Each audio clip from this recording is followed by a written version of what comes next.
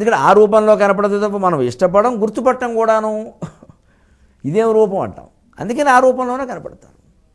లీలాసుఖ మహర్షికి భగవంతుడు శ్రీరాముడు కనపడ్డాడు. ఆయనేమో పూజించింది శ్రీకృష్ణుడిని. నువ్వు వెళ్ళవయ్యా ఆయన రమ్మనన్నట్టు. విహాయ కోదండ శరవు ముహూర్తం వృహాణపాణౌ మణిచారు వేణుం మయూరబర్హించ నిజోత్తమాంగే సీతాపతే త్వాం ప్రణమామి పశ్చాత్. సీతాపతి నీకు చాపే గతి అన్నాడంతే. ఒకటే నాకు వచ్చిన వాడికి కుర్చీ కూడా వేళ చాపే గతి అన్నాడు. కూర్చో లేకపోతే వెళ్ళిపో, నాకు అనవసరం. ఏమిటి ధనుస్సులు ఏమిటి బాణం, మాకు ఇవన్నీ నచ్చం. ఆ విహాయ కోదండ శరవు ముహూర్తం, ఆ ధనుస్సు బాణాలు పక్కన పెట్టాయి. లేదయ్యా నేను కృష్ణుడిని అంటే మాకు లెక్క ఏమిటయ్యా, ఆధార్ కార్డు మీద లెక్క ఉండాలి, డేట్ ఆఫ్ బర్త్ ఉంటుంది, పుట్టుమచ్చలు కూడా ఉంటాయి అవసరమైతే. ఆ పుట్టుమచ్చలు నీకు లేవు, మా కృష్ణుడికి ఉండే పుట్టుమచ్చలు వేరు. ఏమిటా పుట్టుమచ్చలు? మయూరబర్హించ నిజోత్తమాంగి, శిరస్సు మీద పింఛం ధరిస్తాడు. గృహాణ బాణవు మణిచారు వేణుం, వేణువు ధరిస్తాడు. ఆ వేణువు పింఛము ధరిస్తేనే నీకు నమస్కారం చేస్తా, లేకపోతే నువ్వు వెళ్ళిపోవచ్చు అని చెప్పాడు ఆయన. ఎంత ఆశ్చర్యం అండి. ఎవరో ఒకరు కనపడ్డారు లేని సర్దేసుకుంటాం మనం.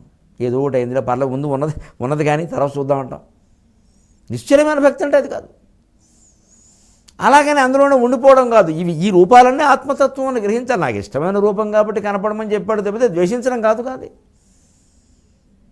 అది ఏకాంతిక భక్తిరతని అనేకములకు వత్సరములకు ఈ విష్ణుని ఆలోకింపంగా దొరకనుగాక. అలాగా ఎన్నో సంవత్సరాలు అలా ఏకాంతంగా ధ్యానంలో ఉండి మన బాధ్యతలు మాత్రమే మనం చేస్తూ మిగిలిన సమయం అంతా భగవన్ నామస్మరణకి ధ్యానానికి కేటాయిస్తే ఎందుకు కనపడ్డండి భగవంతుడు? అంతకంటే తపస్సు ఏదైనా ఉందా?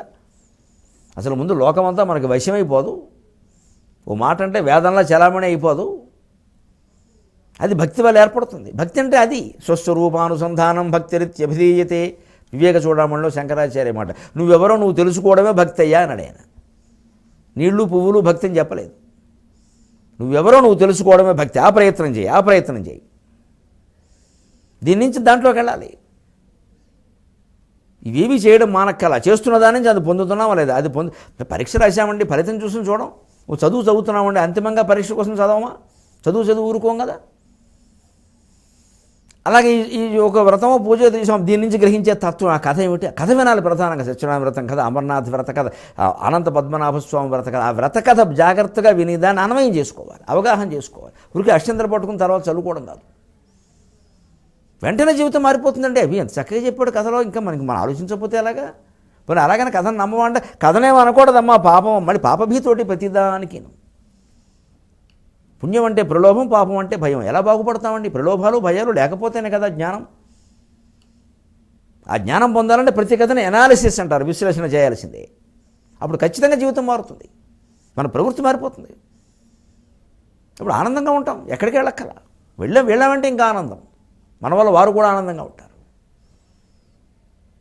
ఒక జ్ఞాని అయినవాడు ఎక్కడ అడుగు పెడితే అక్కడ పంటలు పండుతాయని చెప్పారు. ఎందుకని? ఆనందం, మనస్సులో ఆనందం ఉంటే గట్టిగా పనిచేస్తారు. గట్టిగా పనిచేస్తే పంటలు పండకేం చేస్తాయి. ఇది మనం దృష్టిలో పెట్టుకోవాలి. లోకంలో జ్ఞానం ఎవరో వెతకండి, మనం తీసుకొచ్చి మన చేలో కట్టేద్దాం. ఎంతకంటే హింస ఇంకేదైనా ఉందా? ఆయన కట్టేస్తే పంటలు పండుతాయి. ఇలాగా సాంకేతికంగా ఆలోచించడం అంటారు. అలా ఆలోచించకూడదు. అందుకని విష్ణుని అనేకములకు వత్సరములకి విష్ణుని ఆలోకింపంగా దొరకనుగాక. అలా చూడడం అప్పుడు సాధ్యమవుతుంది. కానీ ఇటు వేగపడ మీకు కానక వశమే.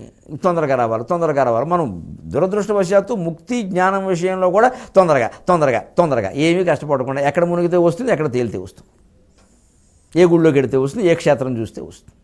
ఎవరన్నా ఇంకా క్షేత్రం గొప్పది ముక్తి అనగానే అక్కడ పరిగెత్తడం మొత్తం అందులో. మళ్ళీ ఇంటికి వచ్చాక మనం భుక్తే. ఇదే భారతం చెబుతున్నది. అందుకని ఈ స్థితిలో ఆయన బ్రహ్మలోకానికి వెళ్ళిపోయాడయా. బృహస్పతి సైతం ఆశ్చర్యపోయాడు. దేవుడు మేమంతా ఎంతకాలంగా చేస్తున్నాం, విష్ణువుని ఆరాధిస్తున్నాం, మాకు రాని స్థితి ఆయనకి రావడం ఏంటి? మరి అదే ఏకాంతిక భక్తిరతికి వీటికి తేడా.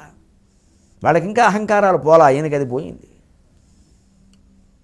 అలాగ మళ్ళీ భీష్ముడు నారాయణ సంవాదాన్ని గురించి చెబుతూ నారాయణుడు నారదుడితో ఒక్క మాట అన్నాడయ్యా. అయ్యా, అందరు జీవులలో ఉన్నది నారాయణుడే. యచ్చకించిత్ జగత్సర్వం దృశ్యతే శ్రూయతే పివా అంతర్బహిష్యతత్సర్వం వ్యాప్య నారాయణ స్థిత.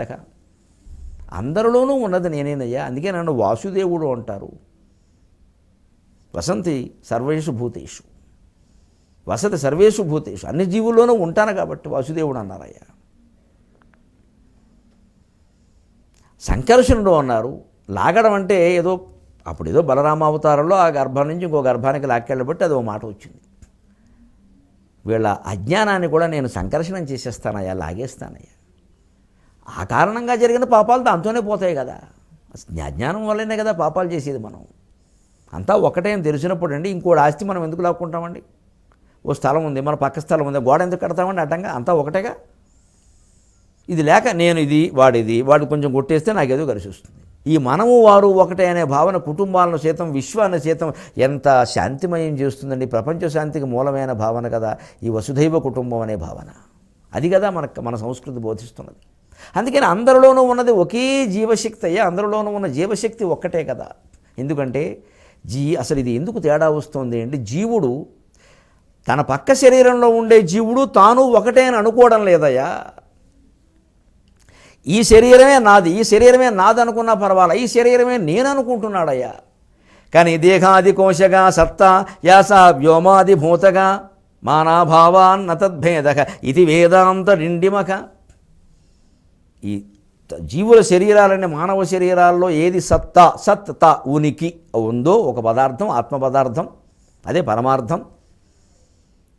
యాస వ్యోమాది భూతగా చుట్టూ ఉన్న ఆకాశం, భూమి, నీరు వాటిలో కూడా అదే ఉంది. ఎందుకని ఈ శరీరం కూడా పృథివీ, జలము, తేజస్సు, అగ్ని, ఆ వాయువు, ఆకాశం వాటితోనే తయారైంది కదండి. పక్క శరీరం కూడా అంతే. మన మధ్యలో ఉన్నది కూడా ఆకాశమేగా, మధ్యలో ఉన్నది కూడా వాయువేగా. మరి మొత్తం పంచభూతాత్మకమైన ప్రపంచంలో ఈ శరీరం నాదనుకోవడమే తప్పంటే నేను అనుకోవడం ఎంత నేరం అండి? అంతకు మించిన నేరం ఉందా ప్రపంచంలో? అనేక నేరాలు జరగడానికి అదే కదా కారణం. ఈ నేర ప్రవృత్తి పోవాలంటే ఆత్మజ్ఞానాన్ని కలిగించే ప్రయత్నం చేద్దా? అది చాలా కష్టమండి, రాదండి. ఆ ప్రయత్నం చేయాలా వద్దా? కష్టం రాదని వదిలేస్తామండి? ఎప్పటికైనా పొందవలసింది అదే. ఎన్నేళ్ళకైనా రాదా? చెప్పేటువంటి జ్ఞానులకైనా రాదా? ఋషులకైనా రాదా? భక్తులకైనా రాదా?